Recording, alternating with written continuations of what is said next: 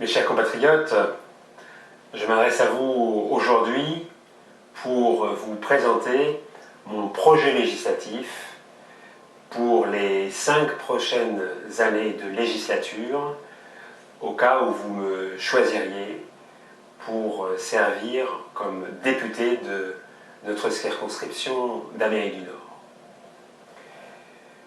Ce projet n'est pas exhaustif, mais il entend présenter les principaux axes de mon action pour les 5 prochaines années.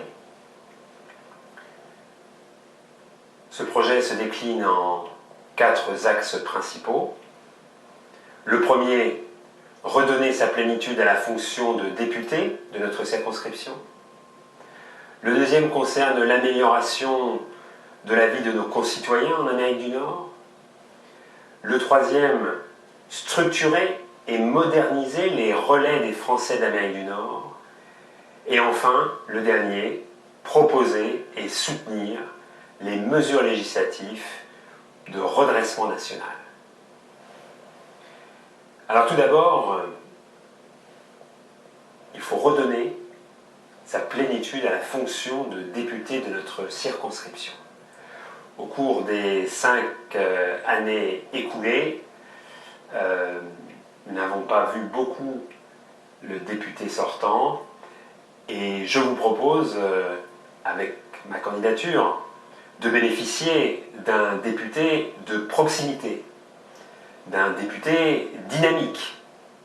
Je suis investi depuis 20 ans en Amérique du Nord, je connais bien la problématique des Français de l'étranger, je réside aux États-Unis et j'ai l'intention, une fois élu, de conserver ma résidence principale à New York pour rester au plus près des préoccupations des concitoyens de notre circonscription. Je serai donc un député présent dans la circonscription, actif, et également dédié uniquement aux Français d'Amérique du Nord.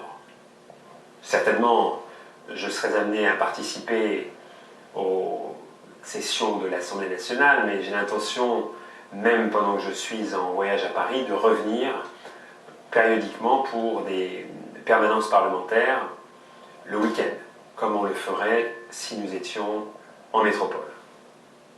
Concernant les permanences parlementaires, je voudrais les rendre plus interactives dans un système rénové, certainement plus régulière et prolongée. Je souhaite qu'elles répondent au plus près de vos besoins sur toute l'étendue du territoire nord-américain et non plus uniquement dans les villes de concentration française. Je voudrais que nos compatriotes qui vivent hors de ces grandes villes, dans des zones parfois reculées, puissent avoir accès à leurs députés de la même manière que les Français qui vivent à Los Angeles, à Montréal, à Washington. Donc, je mettrai en place un système de permanence parlementaire beaucoup plus présent lui aussi. Je serai plus présent sur le territoire, donc j'aurai beaucoup plus d'opportunités d'interagir avec vous. Et je mettrai en place des systèmes qui me permettront justement de circuler et de obtenir l'information, les préoccupations et les besoins de nos compatriotes. Je compte également mettre en place des consultations électroniques citoyennes.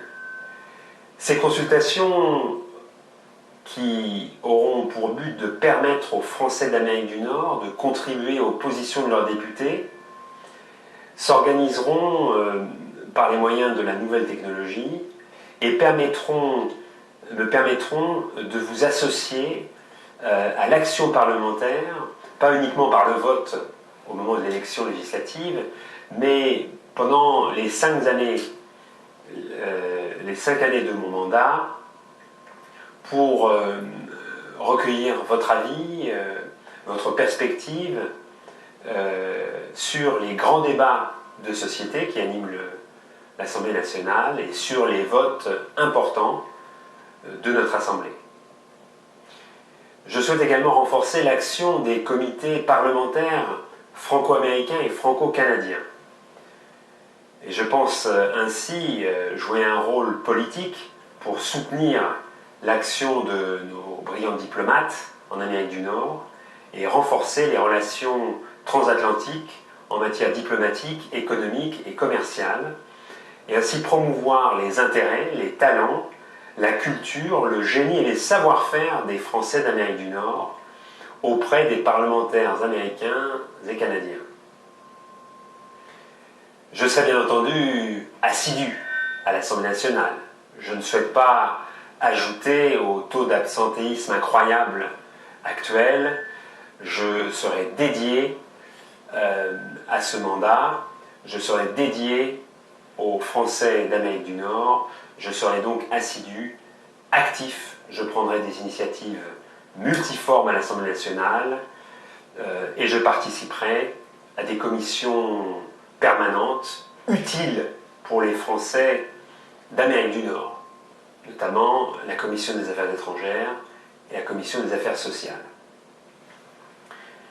Le deuxième axe de mon action concerne l'amélioration de la vie de nos concitoyens en Amérique du Nord. J'entends tout d'abord protéger les Français d'Amérique du Nord contre toute mesure gouvernementale prenant pour cible les Français de l'étranger. Nous le savons bien, il y a une tendance en France à penser que les Français résidant à l'étranger sont privilégiés et je me battrai certainement pour éviter toute mesure d'aggravation fiscale, tout en, bien entendu, adressant la question et les questions qui se posent déjà à nous en ce qui concerne la CSG et la CRDS sur les investissements immobiliers en France. Je me battrai tout en m'assurant que le gouvernement contribue à la réduction de la dette nationale pour des financements publics appropriés pour répondre aux besoins spécifiques des Français d'Amérique du Nord.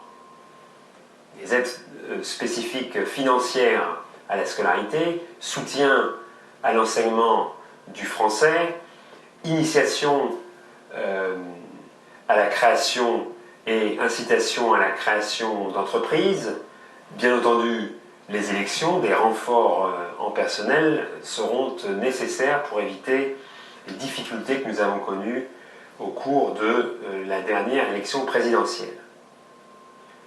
Je souhaite une protection sociale renforcée pour les Français d'Amérique du Nord, notamment par un accès facilité à la CMU, la compatibilité des régimes sociaux et un appui, bien entendu, à la réinsertion en France et aux besoins spécifiques des Français en grand dénuement en Amérique du Nord. Je ferai la promotion et je me ferai l'avocat de la culture, des marques, des enseignes et des produits français en Amérique du Nord. Je me battrai pour combattre le déni de démocratie auquel nous avons été confrontés au cours de cette élection présidentielle, qui bien entendu contribue au niveau d'abstention que nous connaissons dans la circonscription, et je me battrai pour faire rétablir le vote électronique pour les Français de l'étranger et pour obtenir des renforts en personnel consulaire lors des élections. Enfin, j'espère pouvoir contribuer à la simplification des procédures d'abstention de certains documents administratifs. Troisième axe de mon action concerne la structuration et la modernisation des relais des Français d'Amérique du Nord. Nous avons jusqu'à récemment eu la chance de bénéficier d'un ministère délégué aux Français de l'étranger. Il n'est pas certain que ce ministère sera maintenu.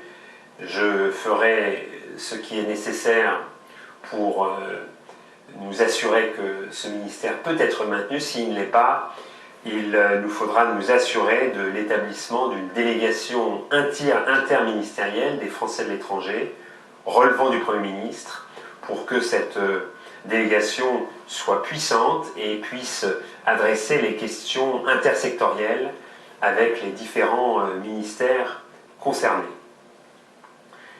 Je souhaite également faire la promotion de l'expertise de l'innovation et de la création française.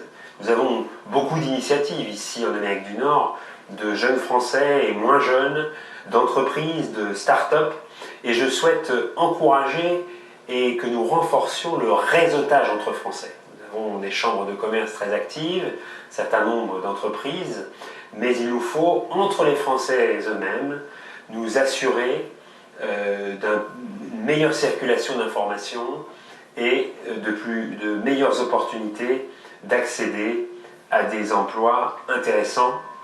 Je souhaite notamment que ce réseautage se dirige vers les jeunes entrepreneurs, les jeunes chercheurs, les étudiants, mais aussi les créateurs et les artistes en Amérique du Nord, qui souvent sont à la recherche d'emplois nouveaux. Et dans ce contexte, je contribuerai également au renforcement de la coopération universitaire, mais aussi de l'équivalence des diplômes qui, nous le savons, nous posent parfois un certain nombre de problèmes. Je souhaite l'établissement, la création d'un conseil des Français d'Amérique du Nord. Nous disposons à l'heure actuelle d'une assemblée des Français de l'étranger qui réunit l'ensemble des élus des différentes circonscriptions qui se réunissent périodiquement à Paris. Je souhaite que nous ayons comme une sous-section de cette assemblée française, qui soit un conseil, et qui réunisse non seulement les conseillers consulaires et conseillers de l'AEFE, mais également, bien entendu, les sénateurs, le député que je serai si vous m'accordez cette confiance, des représentants associatifs, de groupements politiques, des représentants de chambres de commerce et des entreprises, ceci afin de mieux coordonner notre action ici au niveau de l'Amérique du Nord, nos positions, pour être mieux à même de parler d'une seule voix auprès de nos pouvoirs publics en France et pour une meilleure prise en compte des spécificités des Français d'Amérique du Nord. Enfin, je souhaite l'établissement d'un caucus non partisan de l'ensemble des parlementaires représentant les Français de l'étranger, députés et sénateurs en France, pour influencer ensemble, indépendamment des étiquettes politiques, les politiques publiques et les rendre plus sensibles aux spécificités des Français de l'étranger. Enfin, le dernier axe de mon action s'articulera autour de propositions législatives et d'appui aux mesures qui seront proposées pour le redressement du pays. Je pense qu'il est important de rendre sa place et de renforcer le rôle, l'action et les pouvoirs du Parlement, non seulement dans sa fonction de contrôle de l'action de l'exécutif, mais très certainement, je jouerai une part active dans cette perspective pour renforcer le pouvoir initiateur que doit être celui du Parlement et des députés en particulier. Intégrité et moralisation de la vie politique, certainement, c'est une question fondamentale. Je pense qu'il nous faut tourner une page, la page de cette corruption financière et morale de notre vie publique, renouvellement du personnel politique, dont je voudrais être l'expression, sans neuf issus de la société civile, sans parti pris, ni clivage dépassé. Il nous faut remettre de l'intégrité et de l'ordre dans notre vie publique. Je souhaite l'inéligibilité définitive des élus qui auraient fait l'objet d'une condamnation, impossibilité pour eux de se représenter, et bien entendu réduction du cumul des mandats déjà en cours, mais je souhaite accentuer ces mesures, et enfin la réduction du nombre des mandats consécutifs que peut exercer une même personnalité politique.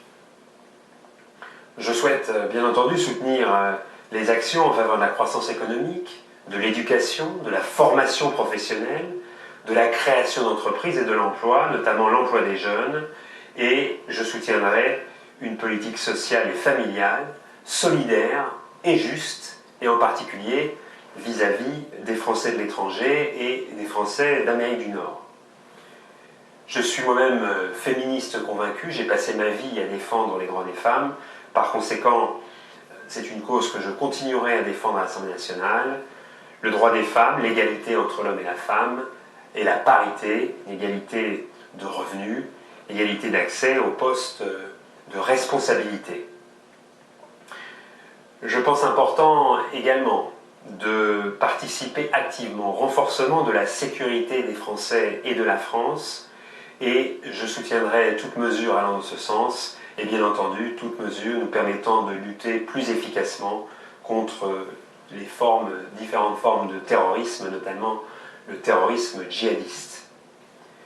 Il me semble important d'assurer en Amérique du Nord, comme auprès de nos pouvoirs publics en France, la promotion de l'enseignement du français, la promotion de la francophonie. C'est un dossier sur lequel j'ai beaucoup travaillé dans le milieu associatif et à l'ONU, et il me semble essentiel de poursuivre, notamment également la qualité de l'enseignement du français, et particulièrement en milieu scolaire. Bien entendu, je soutiendrai toutes les mesures qui vont dans le sens d'un renforcement de la défense des intérêts et de la place de la France en Europe, à l'ONU et dans le monde. Enfin, vu du contexte international dans lequel nous évoluons, je me ferai le défenseur et le promoteur du développement durable et équitable. Voici, mes chers compatriotes, les grands axes de l'action que j'entends mener. Je n'exclus pas, bien entendu, au cours de cette campagne législative, d'ajouter des éléments concrets et pragmatiques à ces grands axes. Je l'ai dit, ce n'est pas exhaustif, mais je pense que la feuille de route est claire. Je serai un député actif, présent, plein d'initiatives, dynamique, à l'écoute et au plus près de vos préoccupations, bien entendu, tout en prenant et en soutenant des mesures allant dans le sens de l'intérêt national. Je vous remercie.